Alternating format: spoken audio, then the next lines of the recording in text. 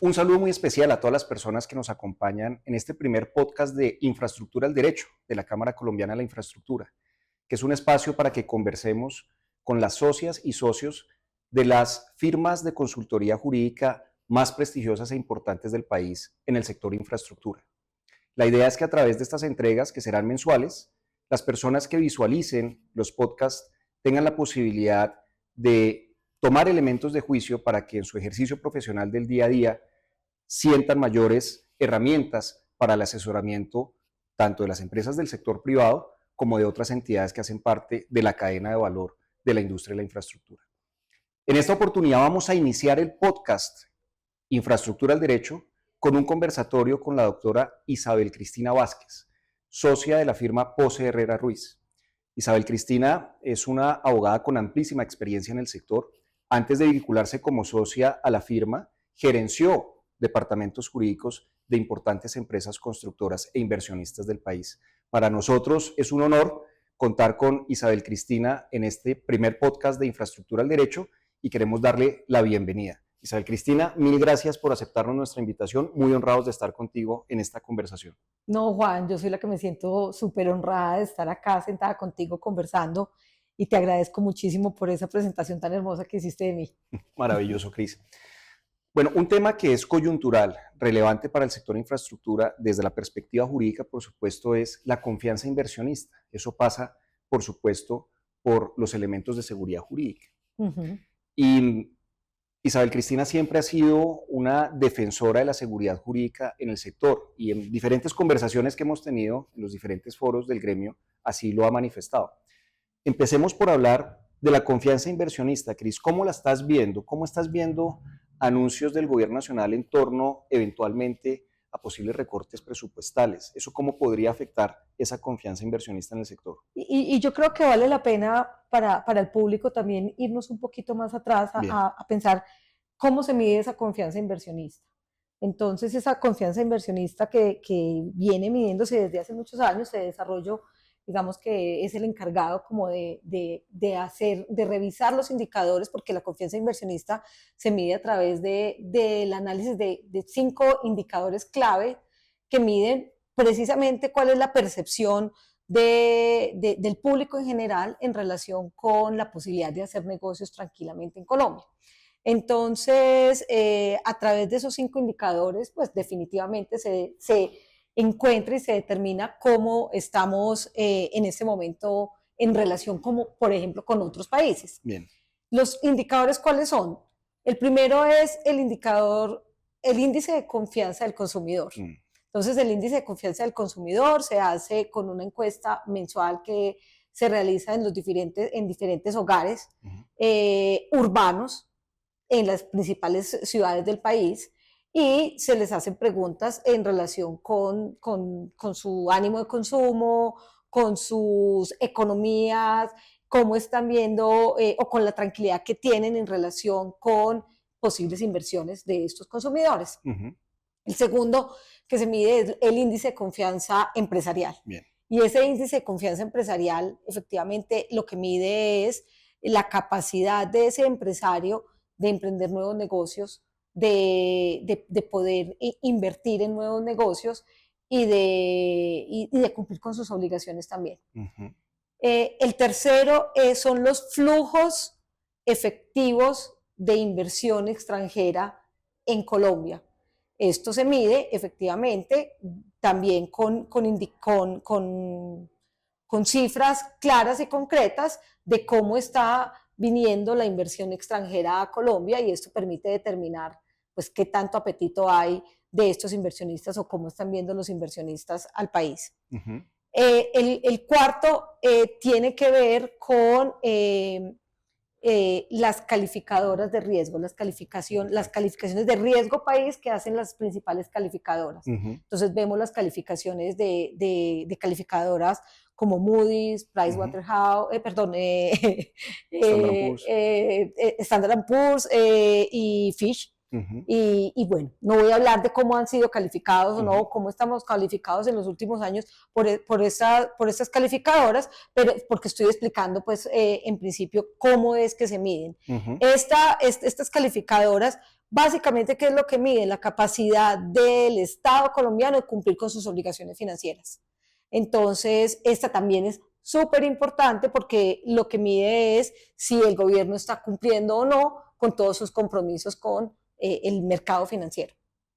Y la última son las encuestas de opinión que hacen las grandes encuestadoras. Esta vuelve y mide, digamos, en 360 grados tanto a los consumidores como a los empresarios, pero ya es, digamos, esas encuestas que vemos que también salen en los medios de comunicación en relación con el comportamiento, digamos, o con la percepción que tienen las personas del comportamiento. Entonces, en los últimos años, la confianza inversionista ha fluctuado, básicamente, precisamente por varios factores, entre ellos, y lo decía, hace poco salió una calificación, o no una calificación, sino una recomendación de JP Morgan en relación con invertir en Latinoamérica. Ellos sacan, digamos, sus análisis de inversión anualmente para las distintas regiones del mundo, y para Latinoamérica, pues, insinuó que no era un momento apropiado para invertir en Colombia. Y básicamente, ¿por qué pensó o por qué considera JP Morgan que no es interesante en este momento invertir en Colombia? Por tres factores. El primero, porque tiene unas tasas de interés bastante altas. Colombia tiene una tasa de interés del 9.5 y es muy alta en relación con las tasas de interés de la región. La segunda, porque le preocupa un poco la reforma pensional, y básicamente, y ya entrándonos, digamos, al sector, le preocupa el tema de la reforma pensional porque, pues, los fondos de pensiones son un gran inversionista en materia de infraestructura. Y el tercero, pues básicamente porque el déficit fiscal también en Colombia está incrementándose. Entonces, digamos que eso es lo que hace que en este momento, por ejemplo, la confianza inversionista esté calificada de no tan bien en relación con otros países de la región. Esto traído, digamos, al sector de la infraestructura, ¿por qué es importante? Pues básicamente, y por eso es que me dices que soy una defensora, pero es porque me ha tocado trasegar por el tema de los cierres financieros de los grandes proyectos de infraestructura, y definitivamente la percepción o tener unos niveles de confianza inversionista importantes en Colombia, una buena calificación, hace mucho más fácil esa financiación de los proyectos. Y hace mucho más fácil la financiación de los proyectos básicamente por 3 o 4 motivos. El primero, pues porque hay más competencia, ¿cierto? Que es lo que se quería desde que empezaron la cuarta generación de concesiones. Sabíamos que el mercado financiero local probablemente no iba a tener capacidad para financiar todos los grandes proyectos, y era muy importante que la banca internacional se interesara en financiar estos proyectos. Y entonces tener un buen grado de confianza inversionista hace que haya más competencia, digamos, desde el sector financiero para participar en esos proyectos, y digamos que desde el lado del inversionista pues tiene más posibilidades y opciones de escoger, digamos, cuál es la mejor alternativa. Lo otro es que permite, digamos, negociar mejores condiciones de financiación, mejores condiciones no solamente en tasas, sino en cumplimiento de condiciones precedentes, en restricciones, en obligaciones de hacer y de no hacer, que es también bastante importante, digamos, al momento de llegar a un cierre financiero. Y bueno, y básicamente le da sostenibilidad a los proyectos, porque no es tampoco que fue porque entonces en un momento determinado se evaluó la confianza inversionista de una forma, sino que mantener la confianza inversionista a lo largo del tiempo es importante, sobre todo para estos proyectos de largo plazo. Y ahí hay un punto, Juan, que preparándome para esta charla contigo, volvía y repasaba. Ustedes tuvieron hace poco también a Ángela Hurtado en un foro. Así es. Y ella decía En Colombia es muy importante la claridad, la concisión y la estabilidad que deben tener las cláusulas contractuales en estos contratos, porque eso es lo que le da seguridad y tranquilidad a un inversionista que va a llegar o bien a ejecutar el proyecto o bien a financiar el proyecto. Entonces, ella efectivamente decía, lo que más necesitamos en este momento y lo que más necesita el sector de infraestructura en este momento son claridad en los contratos y estabilidad en esos contratos. Entonces, bueno, creo que eso es importante. Entonces ya llegando a la segunda pregunta que me hiciste, y es anuncios como los de los recortes presupuestales, cómo se ven también para el sector. Pues también el año pasado nos asustamos con, digamos, con el primer recorte, que no es un recorte, sino un aplazamiento. De acuerdo. Por 28 billones de pesos. Luego, este año ya hubo un primer recorte, un primer aplazamiento, perdón, por 12 billones, y el exministro Guevara anunció que se necesitaba hacer otro recorte por aproximadamente otros 12 billones de pesos. Correcto. Por supuesto que estos recortes afectan muchísimo al sector. Estamos viendo que también hay algunos rezagos en los pagos de alrededor de 50 billones de pesos, lo han mencionado, no sé tú qué has escuchado pues al respecto, pero es la cifra que se menciona, y esos rezagos están básicamente en contratistas también del Invías, que son bastante importantes, y en el desarrollo de proyectos regionales. Correcto. Cris, ahí, digamos, tú mencionas el tema de la calificación de riesgo país como un elemento fundamental para la toma de la decisión en la financiación de activos públicos, por ejemplo, bajo la metodología de financiación de proyecto o Project Finance, como uno de los fundamentales. Y eso tiene que ver, Cris, también con la destinación específica de una parte de los recursos públicos a el apalancamiento como fuente de ingreso para el pago de la financiación de proyectos de infraestructura bajo esquemas de asociación público-privada o esquemas de concesión. Y en esa línea, a propósito de lo que mencionabas, hay unas señales, digamos, que dan tranquilidad, porque si vemos el pago de las vigencias futuras del año 2024, asociadas a los proyectos de asociación público-privada de infraestructura de transporte, han sido cancelados por parte del Gobierno Nacional, han sido pagados por parte del Gobierno Nacional a través del Ministerio de Hacienda y Crédito Público a los patrimonios autónomos de los proyectos.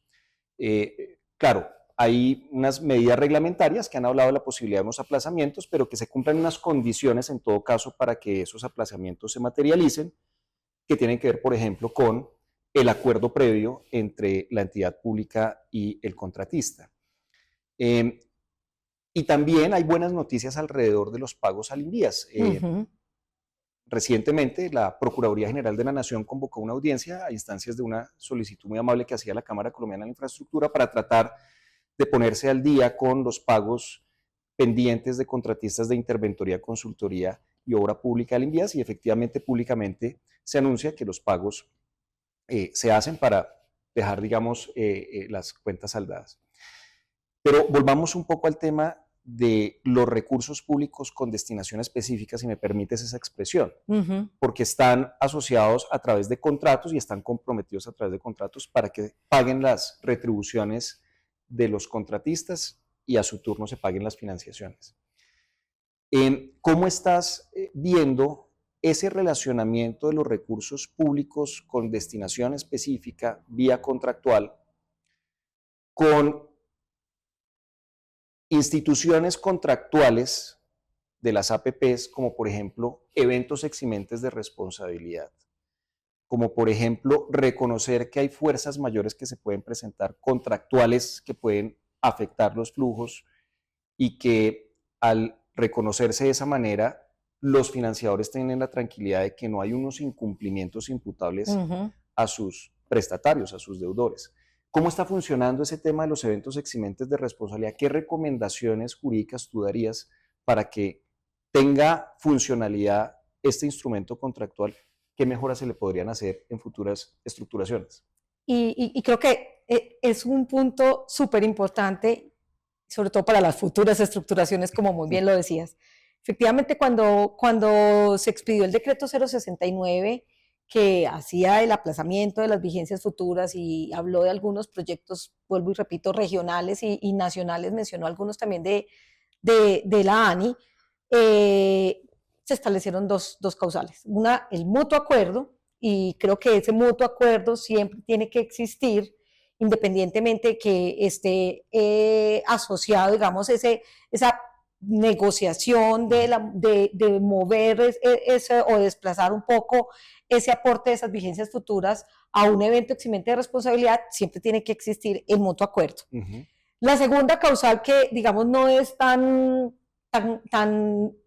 explícita o tan clara o concreta como la del mutuo acuerdo, que dice palabras más, palabras menos, que también se podrá pensar en un desplazamiento de esas vigencias futuras en caso de que el contratista no cumpla con el cronograma de obra pactado contractualmente, situación que debería medirse por, o debería resultar de un análisis que se hace desde el punto de vista contractual, financiero, jurídico, del sector.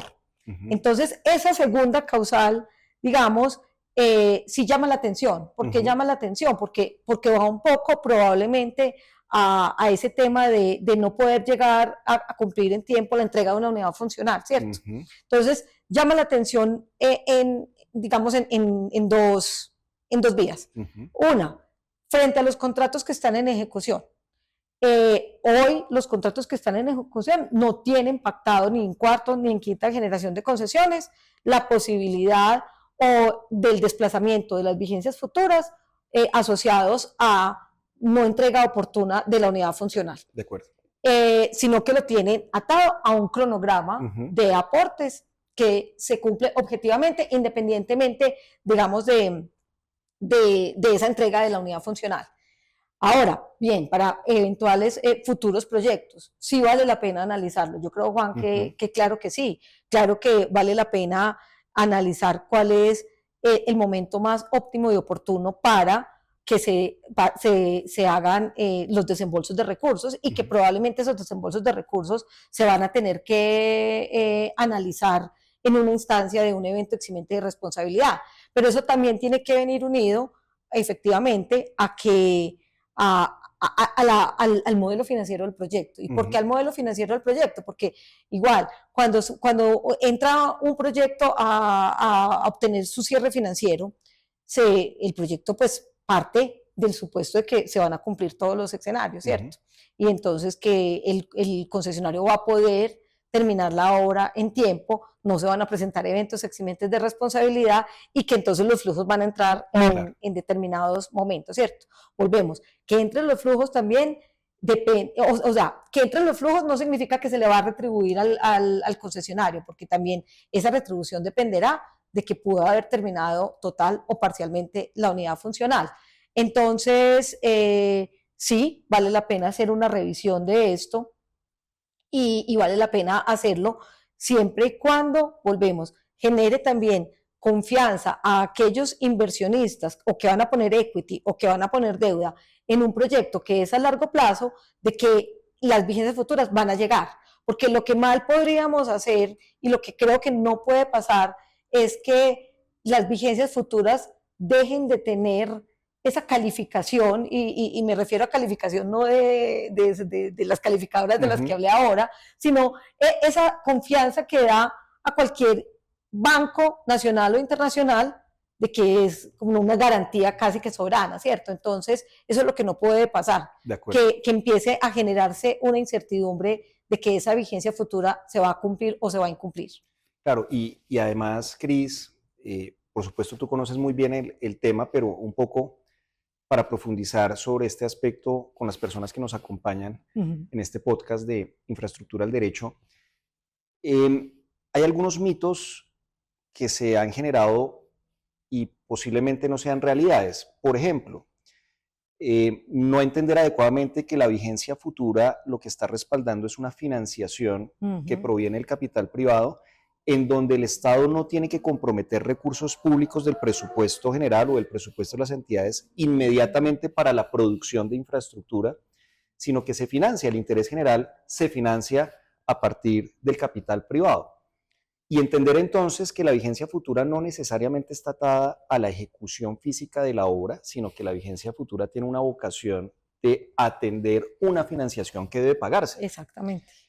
Y desde esa perspectiva, el hecho de que un contratista eventualmente incumpla sus obligaciones y ese incumplimiento sea imputable, pues tiene otros mecanismos sancionatorios que reconocen ese incumplimiento, pero también otras, digamos, herramientas contractuales que excusan el incumplimiento y no lo hacen imputable, como por ejemplo los eventos eximentes de responsabilidad. Número uno. Y número dos, entender que hay proyectos cuya financiación se soporta exclusivamente con el pago que hacen los usuarios de la infraestructura y donde no hay vigencias futuras, como es el caso de las iniciativas privadas, en donde los particulares realmente producen la infraestructura y los servicios asociados a esa infraestructura sin que el Estado ponga un solo peso de recursos. Vuelvo al tema de los recursos públicos, Cris. Hay una discusión coyuntural a propósito del caso EPM, que es público. Sí. Y es si son embargables o no los recursos públicos. Y yo creo que aquí, tú me corriges, pero habría que hacer una distinción. Por una parte, los recursos del presupuesto general de la Nación y por otra parte, los recursos que se integran al presupuesto de las entidades que han adquirido obligaciones, por ejemplo, contractuales y que no las han cumplido en los plazos y las condiciones previstas en los contratos. Finalmente, ¿se pueden o no se pueden embargar los recursos públicos? Esa es una pregunta que nos estamos haciendo. Exactamente. Y mira que ha sido muy interesante la charla porque todo tiene que ver con la confianza inversionista. Claro. Y volvemos. Y con la estabilidad de los proyectos de infraestructura a largo plazo. ¿Por qué hay la estabilidad? Porque finalmente, pues ya sabemos, la infraestructura es un motor de desarrollo impresionante, es un motor de generación de empleo y el Estado en muchas oportunidades, pues efectivamente es mejor que los recursos que tiene, que son limitados, los destine a otros proyectos, mientras que el particular puede financiar. Entonces, hoy yo no veo ninguna otra posibilidad, sobre todo cuando estamos con un déficit fiscal, de ejecutar proyectos, si no es bajo la modalidad de asociación público-privada de concesiones, porque es, digamos, la manera en la que se pueden seguir ejecutando grandes proyectos. Entonces, ahora, bien, y también en el marco de las financiaciones siempre hemos dicho, no se preocupen, el fondo de contingencias, las vigencias futuras no se pueden embargar, pero ahora vemos que hay algunas excepciones. Entonces, sí, la Constitución Nacional en el artículo, la Constitución Política en el artículo 63 efectivamente establece que los bienes públicos son inembargables, inalienables e imprescriptibles. Correcto.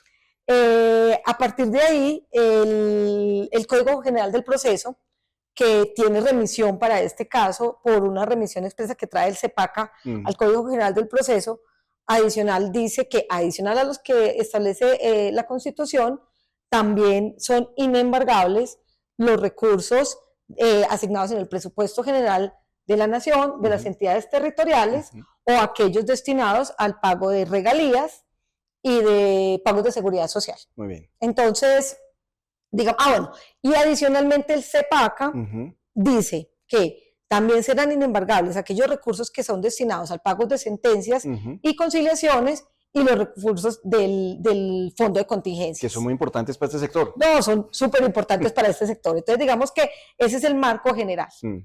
Pero, vía jurisprudencial, la Corte Constitucional, en sentencias que vienen pues desde el año 92, 97 y demás, y que después podemos ponerles ahí abajo el número de las sentencias si creen que puede ser útil. Perfecto. Y estas sentencias también han sido, pues digamos, repetidas por el Consejo de Estado en distintos pronunciamientos, ha dicho que esto tiene sus excepciones. Entonces, establece básicamente 3 excepciones a ese principio de la inembargabilidad. Bien. La primera es para el pago de obligaciones laborales.